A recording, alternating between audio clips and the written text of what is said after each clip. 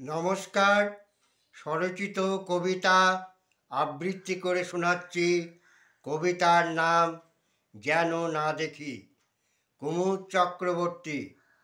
অনেক স্বপ্ন জড়ানো রাত পেরিয়ে এসে স্বপ্ন নিয়ে তবু আছি বসে।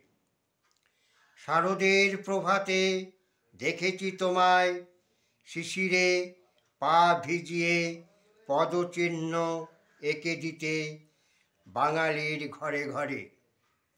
শুধু আমাকে প্রতীক্ষায় রাখো, কোজাগরী পূর্ণিমায় রাত জাগিয়ে।